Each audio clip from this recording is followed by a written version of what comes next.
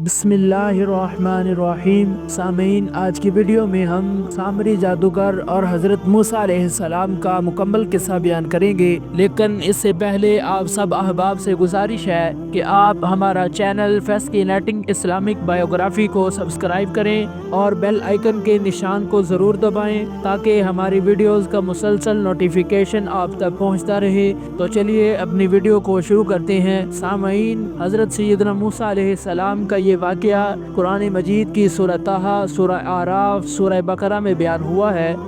ये वाक़या बनी इसराइल की गुमराही और सामरी के फितने का बयान है। इस वाक़े का पस मंज़र कुछ यूँ है कि अल्लाह तबारक व तआला के जलीलुल कदर पैगम्बर हज़रत सैयदना मूसा अलैहिस्सलाम जब बनी इसराइल को फ़िरऔन के जुल्म से निजात दिलाने के बाद मिस्र से लेकर निकले तो अल्लाह ताला ने इन्हें कोहे तूर पर बुलाया। वहाँ हज़रत सैयदना मूसा अलैहिस्सलाम 40 दिन तक इबादत में मसरूफ़ रहे, इबादत इलाही में मगन रहे, अल्लाह तबारक व तआला को याद करते रहे। इस दौरान सामरी ने बनी इसराइल को गुमराह करने का मौका हासिल कर लिया। इस सामरी का फितना बहुत बड़ा फितना था। सामरी जिसे जादूगरी और चालाकी में महारत हासिल थी, इस सामरी ने बनी इसराइल से सोना जमा करके एक बछड़े की मूरत बनाई। इस मूरत में इसने कुछ ऐसा अमल किया कि वो बिछड़ा आवाज़ निकालने लगा, यानी उसने एक हवा का रास्ता छोड़ दिया। हवा के गुजरने की वजह से उस बछड़े से आवाज़ आती थी, वो आवाज़ निकालने लगा। सामरी ने लोगों को कायल किया कि ये इनका माबूद है जो हज़रत मूसा अलैहिस्सलाम का हकीकी रब है, और बनी इसराइल की एक बड़ी तादाद इसके धोखे में आ गई। और फिर अल्लाह तबारक व तआला के पैगम्बर सैयदना हारून अलैहिस्सलाम की ये नसीहत थी कि हज़रत हारून अलैहिस्सलाम जो मूसा अलैहिस्सलाम के भाई थे और इनके नायब भी थे, इन्होंने लोगों को समझाने की कोशिश की कि ये एक बहुत बड़ा गुनाह है और शिर्क है, लेकिन बनी इसराइल ने इनकी बात नहीं मानी और सामरी की बातों में आकर बछड़े की पूजा करने लगे। हज़रत सैयदना मूसा अलैहिस्सलाम जब अल्लाह तबारक व तआला के पास 40 दिन इबादत करते रहे कोहे तूर पर, जब आप 40 दिन के बाद वापस आए तो सैयदना मूसा अलैहिस्सलाम को जब अल्लाह ताला ने इस गुमराही की खबर दी तो वो फौरन वापस आए।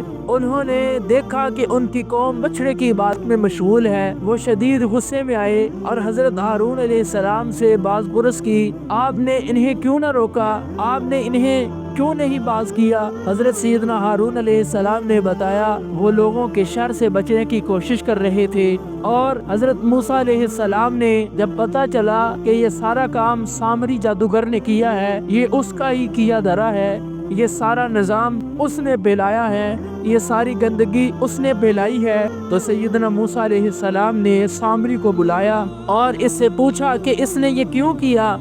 सामरी ने कहा कि इसने एक ऐसा इल्म जाना जो दूसरों को मालूम न था, और इसने हज़रत जिब्राइल अलैहिस्सलाम के घोड़े के कदमों की मट्टी ली और लेकर इसमें बछड़े में डाल दी, जिससे वो आवाज़ निकालने लगा। तो सैयदना मूसा अलैहिस्सलाम ने सामरी को सज़ा दी कि वो लोगों से दूर रहे, और कहा तेरी सज़ा ये है कि दुनिया में तू कहता फिरेगा कि मुझे न छूना।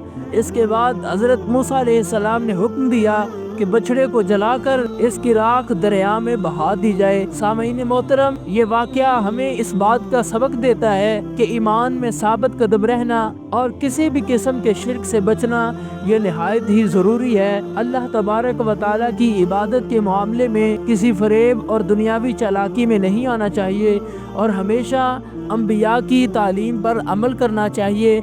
हमेशा जिस तरह अंबिया ने ज़िंदगी गुजारी, जिस तरह अंबिया अलैहिमुस्सलाम ने लोगों को वहदानियत की तबलीग की, उनके रास्ते पर चलते हुए हमें चाहिए कि हम अपनी ज़िंदगी को गुजारें ताकि हमारी दुनिया और आखिरत बेहतर हो जाए। सामईन, कुरान मजीद में इस वाक़े का जिक्र सूरह ताहा में भी मौजूद है, सूरह आराफ में भी मौजूद है, सूरह बकरा में भी मौजूद है। ये वाक़या ईमान की कमज़ोरी اور حق اور باطل کے فرق کو واضح کرتا ہے۔ سامعین، اس کے علاوہ اللہ تبارک و تعالیٰ کے جلیل القدر پیغمبر حضرت سیدنا موسیٰ علیہ السلام کے کئی واقعات مشہور ہیں کہ حضرت سیدنا موسیٰ علیہ السلام ایک آگ کی طرف چلے اور اس کے قریب جب پہنچے تو ایک عجیب اور حیرت انگیز منظر دیکھا کہ ایک بڑی آگ ہے جو ایک ہرے بھرے درخت کے اوپر شعلے مار رہی ہے، مگر حیرت اس بات میں ہے کہ اس درخت کی کوئی شاخ یا پتا جلتا ہی نہیں، آگ اس پر جل رہی ہے، بلکہ آگ نے درخت کے حسن اور تری اور تازگی اور رونق میں اور زیادتی کر دی ہے۔ یہ حیرت انگیز منظر کچھ دیر تک اس انتظار میں دیکھتے رہے کہ شاید کوئی چنگاری آگ کی زمین پر گرے تو یہ اٹھا لیں۔ جب دیر تک ایسا نہ ہوا تو موسیٰ علیہ السلام نے گھاس وغیرہ کے کچھ تنکے جمع کر کے اس آگ کے قریب کیے کہ ان میں آگ لگ جائے تو ان کا کام ہو جائے گا، مگر جب یہ گھاس پھوس آگ کے قریب گئے تو آگ پیچھے ہٹ گئی۔ بعض روایات میں یہ بات موجود ہے کہ آگ ان کی طرف بڑھی، یہ گھبرا کر وہ خود پیچھے ہٹ گئے۔ بہرحال آگ حاصل کرنے کا مطلب پورا نہ ہوا۔ یہ عجیب و غریب آگ سے حیرت کے عالم میں تھے کہ ایک غیبی آواز آئی۔ یہ واقعہ موسیٰ علیہ السلام کو پہاڑ کے دامن میں پیش آیا جو ان کی داہنی جانب تھا، جس کا نام طوا تھا، اور پھر سیدنا موسیٰ علیہ السلام نے یہ آواز اس طرح سنی کہ ہر جانب سے یکساں آ رہی تھی، اس کی کوئی جہت متعین نہیں تھی، اور سننا بھی ایک عجیب انداز سے ہوا کہ صرف کانوں سے نہیں بلکہ تمام اعضائے بدن سے سنا گیا، جو ایک معجزے کی حیثیت رکھتا ہے۔ آواز کا حاصل یہ تھا کہ جس چیز کو آپ آگ سمجھ رہے تھے وہ آگ نہیں تھی بلکہ اللہ تبارک و تعالیٰ کی ایک تجلی ہے، اور اس میں فرمایا کہ میں ہی آپ کا رب ہوں۔ سیدنا موسیٰ علیہ السلام کو اس آواز کے متعلق یقین کس طرح ہوا کہ حق تعالیٰ ہی کی آواز ہے؟ اس کا اصل جواب تو یہ ہے کہ اللہ تعالیٰ نے ان کے قلب کو اس پر مطمئن کر دیا کہ وہ یقین کر لیں کہ یہ آواز اللہ ہی کی ہے۔ دوسرا، اس آگ کے حیرت انگیز حالات کے درخت کو جلانے کے بجائے اس کے تازگی اور حسن بڑھا رہی ہے، اور آواز بھی عام لوگوں کی آواز کی طرح نہیں کہ ایک ہی سمت سے آئے، بلکہ ہر طرف سے یہ آواز یکساں سنی گئی۔ دوسرا، صرف کانوں سے نہیں یہ آواز سنی گئی بلکہ ہاتھوں نے بھی آواز سنی، پاؤں نے بھی یہ آواز سنی، جسم کے ہر عضو نے یہ آواز سنی، اور اس کی سماعت میں جسم کے سارے حصے جو تھے وہ شریک تھے۔